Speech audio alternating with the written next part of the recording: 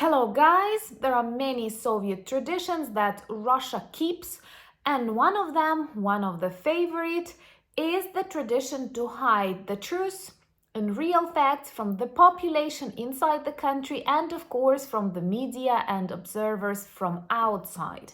But fortunately, we live in the 21st century with the internet, social media, media illiterate citizens of the Russian Federation, and of course satellite images. So you need a couple of minutes to Google and you can see that Russia has serious troubles with the protection of its air bases and military airfields. The majority of them were visited by Ukrainian drones in the start of the full-scale invasion, and I'm sure many more will be set on fire repeatedly by our angry drones. A couple of days ago, there was another successful hit on the airfield in Rostov region, Morozovsk, with the destruction of Su-34, damage of 2 more aircraft, and another ammunition warehouse erased on the territory of this base. But I've decided to have a look in general what is happening to Russian airfields and how Ukrainian drones, Ukrainian special military operations are working against these evil military objects inside the Federation.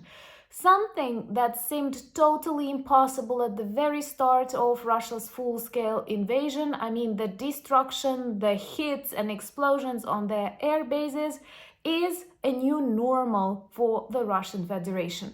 So let's have a look at these air bases, what are we doing to them, and why this is another sign that Russia is super vulnerable.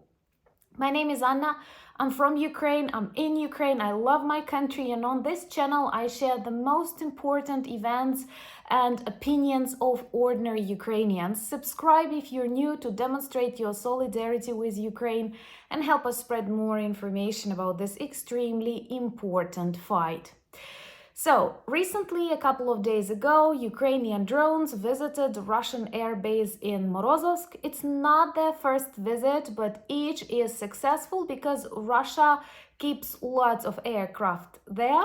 Su-34, Su-30, it's the specialization of Morozovsk. But it is a big air base close to the front lines, and they also keep lots of ammunition and special houses for the repairs of this aircraft. So whenever we burn something on its territory, this is definitely good to paralyze Russia's offensive on the territory of Ukraine. Plus a beautiful message to the Russian army and the Russian population that war is already on their territory. Actually, the majority of the airfields that Russia uses for its bombers and aircraft that they use to shell Ukraine, to patrol close to the front lines, are located in Kursk, Belgorod, Rostov, Voronezh regions, and these regions have already been turned into a war zone.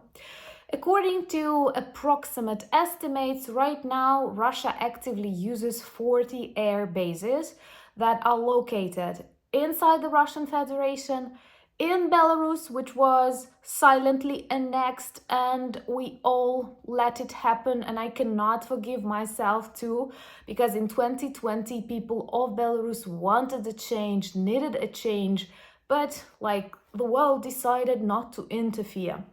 So airfields in Belarus, in Russia, and unfortunately there are many on the territory of the temporarily occupied Crimea. 5, and 3 of them are not well in operation anymore after numerous strikes of Ukrainian drones. And in case with Crimea, as it is Ukraine, we are allowed to target Russia's army objects there with long-range missiles like Storm Shadow, ATACMS, and definitely they help us a lot. So Morozovsk was located in Rostov. Kursk air bases are often on fire, and all of these 40, 41, 39 air bases, they do have something like specializations. They may be suitable for a particular kind of aircraft and not suitable for the others. And as a Ukrainian, I know the names of the most evil Russian airfields that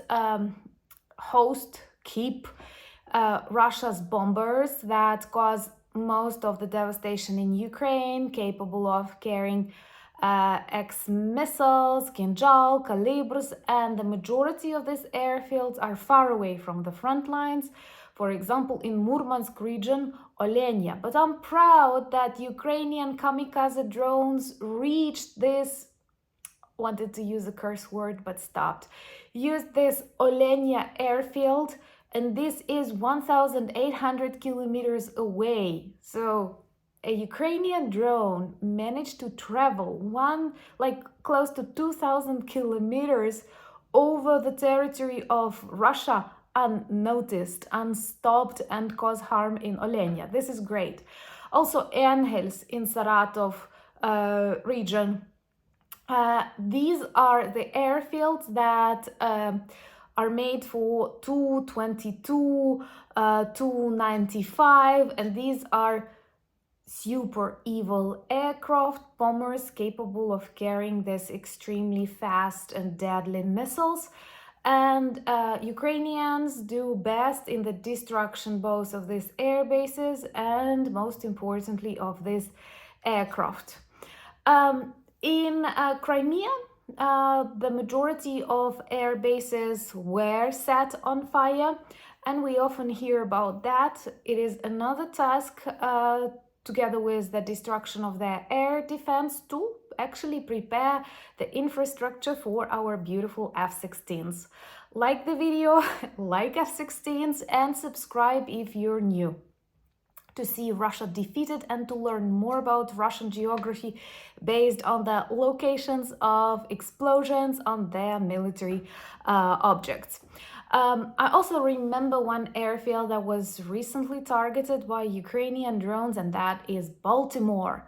Quite unusual for Russia, but if you look at the names of Russians' air bases and cities, sometimes that makes me laugh, because the majority of them date back to the period of the USSR, and not just the USSR, but this super communist era, because, for example, they have Anhels like Karl Marx and Friedrich Engels, superheroes of any Russian, and many more. It's actually pathetic that present-day Russia is a mixture of very uncombinable things like radical orthodoxy, at the same time Stalinism, which not just denied the churches but destroyed the churches, Ruski Mir, with the worship of the old past and heritage, saying that they are for traditional values, when like Putin changes his lovers and hides his children from many affairs. By the way, if you haven't seen a video on that, it's not very typical for my channel, but I will link it because it actually demonstrates how far away Russia and its leaders and even the doctrine of Ruski Mir from the traditional values that so many people believe are present there. And so many people around the world think that, oh my God, Russians are so traditional. Guys, no, Russians are they are miserable people, because first of all, they accept everything. They do not protest about war crimes. You won't see any Russian, even abroad, uniting in movements and trying to create something alternative. That's, by the way, an argument, and I would like to hear your opinion in the comments, and let me know. Maybe that's even a topic for one of our conversations. Okay. Many of you believe in good Russians and that they cannot speak inside Russia because it's dangerous for them, they can be imprisoned, blah, blah, blah. My opinion is a little bit different, because they have 144 million people, and I believe if they were well organized, they could change anything. But okay, let's accept your tolerant point of view, and then I have another question. There are millions of Russians abroad in your countries.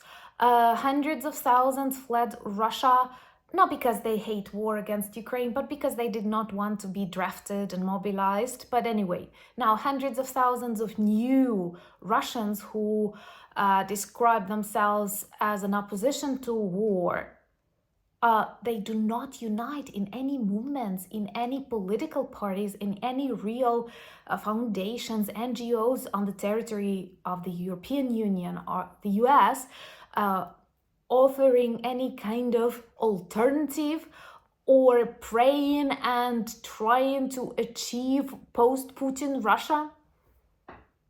Not an issue, not interested, not responsible. So I think they are very bad citizens on this planet. If we can actually call them citizens, I prefer to name them population.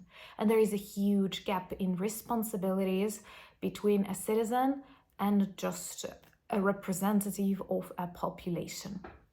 Let me know, what do you think about that? Have you heard about any serious movements of democracy-loving Russians abroad? I mean, like serious ones, not 4 people, 15 people around the Ukrainian Cultural Center. I mean, real alternatives that if one beautiful day we will defeat Russia, Kremlin will collapse, and what?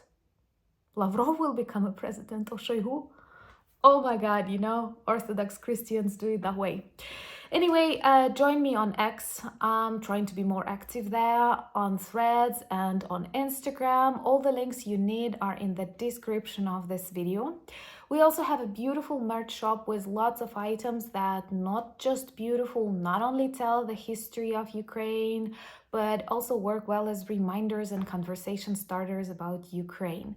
Thank you for buying me coffees, becoming my patrons and sponsors of the channel, but most importantly, thank you for standing with Ukraine. Slava Ukraini!